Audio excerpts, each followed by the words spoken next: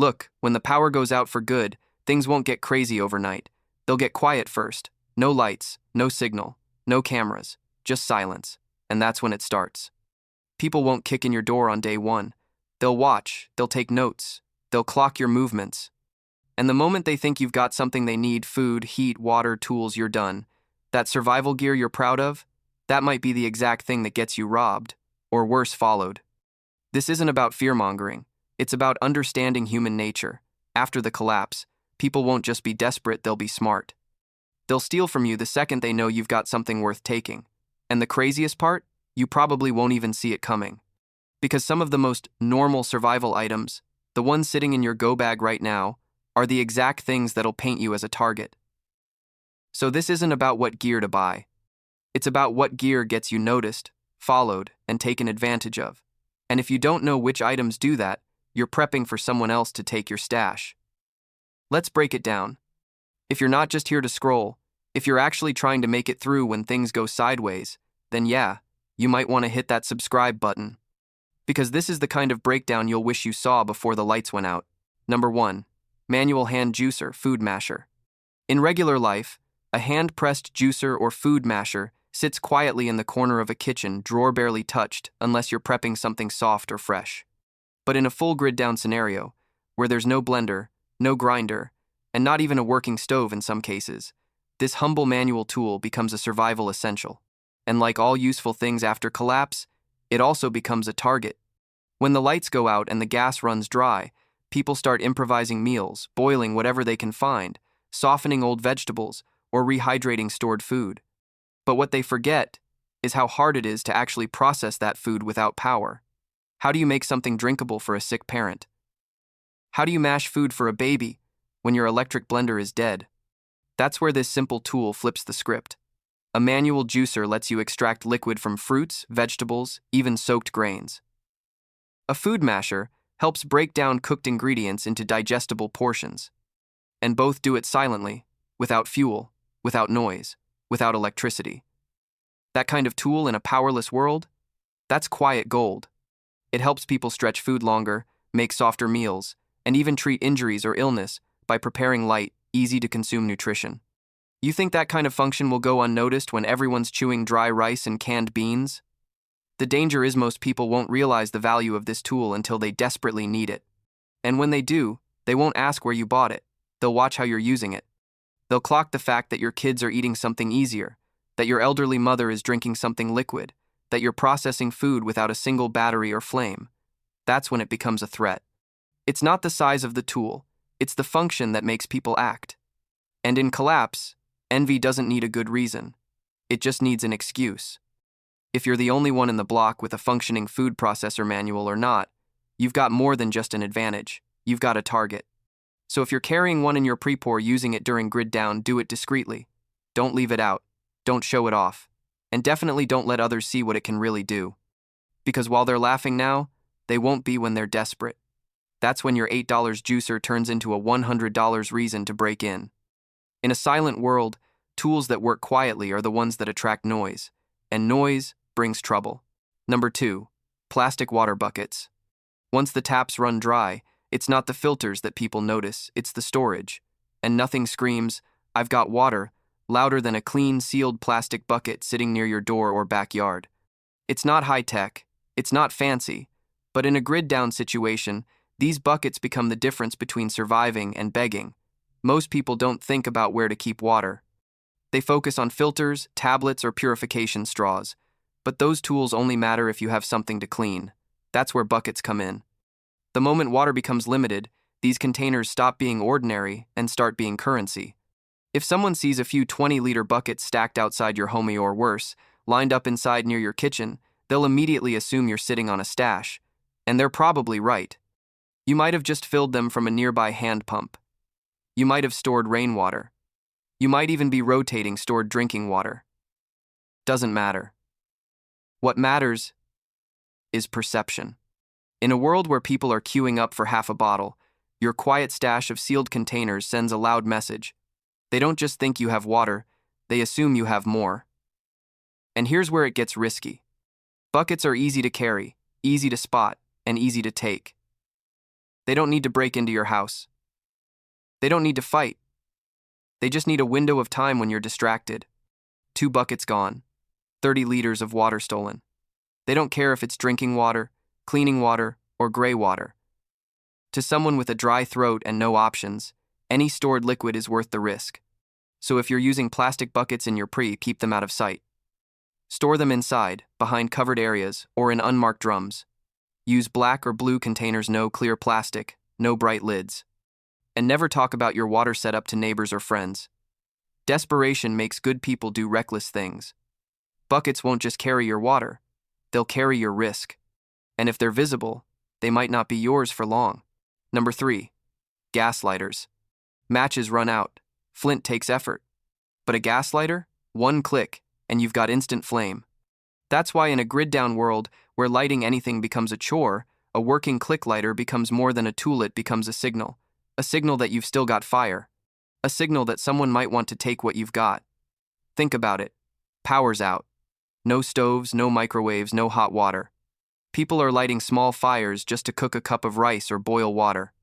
And most of them are struggling wet matches, broken flint, poor prep. But then they see or hear you with a smooth click and a controlled flame. That sound alone is enough. Click. Flame. Control. That's all it takes. It tells the world, this guy's not desperate, he planned ahead. And here's what makes lighters even more dangerous in a collapse: they're small. Easy to hide, easy to steal, and easy to trade. People won't just try to take yours, they'll watch you use it, then try to grab it when you're distracted. Or worse, they'll follow you back to see what else you've got. One lighter isn't the problem, it's what it represents. If you've got a working flame, you've probably got other preps. A stove. A canister. Maybe dry wood. Maybe a way to boil or cook regularly. Maybe even comfort. And in collapse, comfort is offensive. It makes people desperate, angry, and reckless. All triggered by a tiny tool that fits in your hand. Even worse, some people collect them. They don't just carry one, they've got 5 or 6 stored. And that kind of collection doesn't go unnoticed. Whether you're lighting a fire, sealing a rope, or melting plastic for survival fixes, once you pull that lighter out, you're visible. So what should you do? Don't flash it. Don't use it where others can see or hear. Keep it as a backup, not your primary source of ignition. Use fire starters or flint in public. Save your lighter for private, quiet moments when you're sure no one's watching. And never leave it lying around. Because in collapse, it's not always the big gear that gets you robbed. Sometimes, it's the smallest spark that lights up the biggest trouble. Number 4. Mosquito nets. Most people laugh when they hear this one. A mosquito net? Who's gonna steal that? But that's because they're thinking short term. In the first few days of a grid-down collapse, sure, people are after food, water, fuel. But wait until the nights stretch long, the windows stay open, and the buzzing starts. That's when everyone remembers how brutal sleeping through a mosquito swarm really is. And the guy with the net? He becomes king. See, mosquito nets are more than just comfort, they're protection. In a post-collapse environment where medical supplies are limited or gone, every mosquito bite is a risk. Dengue, malaria, and other diseases become very real threats.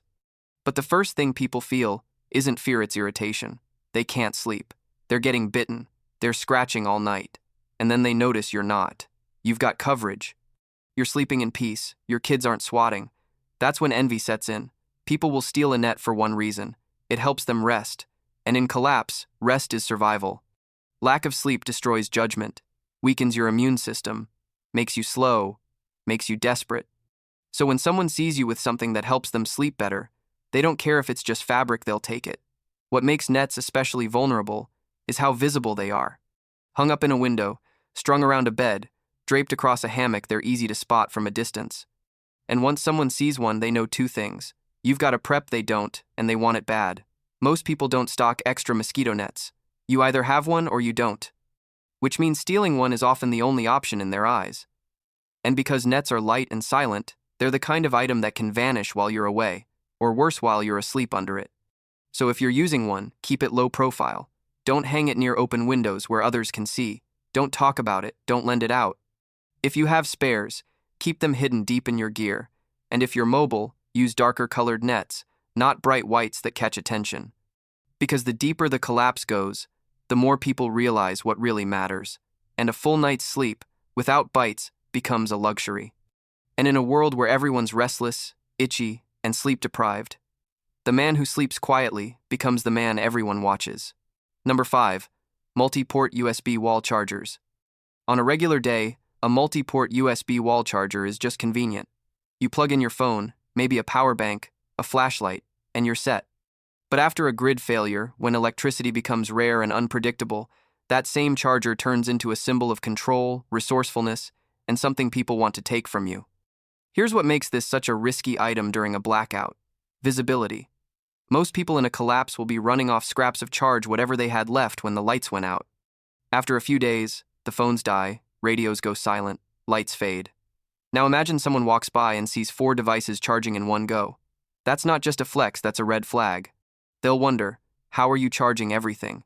Do you have a generator, a solar panel, a battery bank? Even if you're using public access power or a small inverter, they won't care about the method. They'll care that you have more than they do. More charge, more capacity, more stability. And what's worse? This tool is small, portable, easy to steal. You don't need to rob a whole house, just unplug it, pocket it, and walk away. And suddenly, someone who couldn't charge anything now has a 4-port solution in their hands. Maybe they don't even have devices, but now they've got something to trade, something valuable, something that's worth something when no one else can plug in. But the real danger comes from what it represents. A person with a multi-port charger is rarely just someone with one tool. It tells others, this guy was ready. He thought ahead. He's got gear. He's got backups. And if he's charging multiple things, what else does he have that I don't? You're not just charging gear. You're broadcasting preparedness. That's how the line gets crossed. From being noticed to being watched. From being respected to being targeted. So how do you protect yourself? First, don't use it in plain sight. Don't hang devices off a power strip near your front door. Don't let your window glow at night while 4 gadgets suck power at once. Charge one thing at a time in public. Keep your full charger set up for private, secure spots where no one's watching. And don't talk about it. In collapse, people don't need to see what you have, they just need to hear about it to start asking questions. Because power equals control, and control equals attention, and attention gets dangerous fast. Number 6. Folding clothes drying racks. It sounds harmless, even laughable. A folding clothes drying rack? Who would steal that? But in a real collapse, when utilities are down and normal routines are gone, even the most boring household tools take on new meaning. And this one becomes a silent broadcast that says, I've got clean clothes, I've got water access, and I've got a working system. That's all it takes. After the grid fails, laundry becomes a serious problem. Washing machines stop working, dryers are useless, and people start hoarding their last clean clothes. Over time, hygiene drops, clothes get filthy, infections rise, and desperation sets in. Now imagine someone walking by and seeing your shirts and pants, fresh and drying neatly on a rack outside. To them, it's not just clean laundry, it's proof.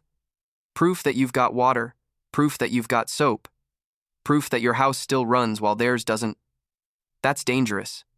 A folding rack placed outside in plain view becomes a billboard.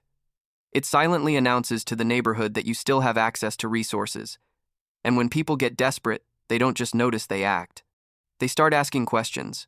Where are you getting water? How are you washing your clothes? What else do you have that we don't? And the rack itself? It's useful. Lightweight, collapsible, and multi-purpose. People don't just want to steal what's hanging on it, they'll take the rack too. In a world where space-saving and portable tools matter, this thing becomes barter material. It can dry clothes, gear, towels, food, or even be repurposed for shelter. It's not about the price of the item, it's about what it allows people to do. And because it's such a normal, everyday thing, people underestimate it. They don't guard it. They don't hide it.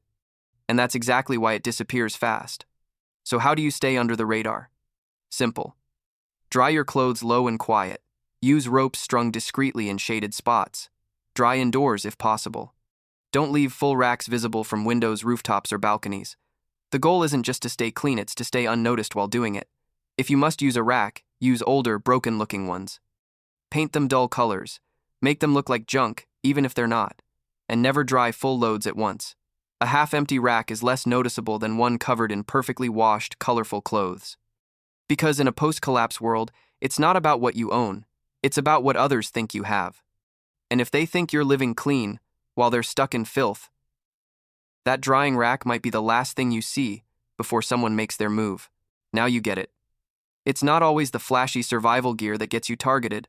Sometimes it's the quiet, harmless, everyday stuff. A drying rack, a water bucket, a lighter. Normal tools that scream one thing after collapse: I'm still doing okay. And when everyone else isn't, that's when you stop being invisible. People don't need a reason. They need an excuse. And if you've got something that makes their life easier, they'll take it. Quietly. Quickly. And without warning. That's the part nobody talks about. You prep for survival. They prep to spot survivors. And you never want to be that guy, the one who looks too prepared when everything's falling apart. So remember this. It's not just about what you stock, it's about what you show. Because when the lights are out and the streets go quiet, anything useful makes you a target. And everything visible becomes bait. And if you think these 10 items were eye-opening, wait till you see the 5 habits that tell everyone you're hiding supply 7 if you're not. Yeah, we're going there next. So if you're serious about staying unseen, if you actually want to move like a ghost when the system collapses, then hit that subscribe button right now. Because every next video on this channel isn't just content, it's another step towards staying alive when the rest of the world burns. Let them scroll, let them guess. You're staying one move ahead.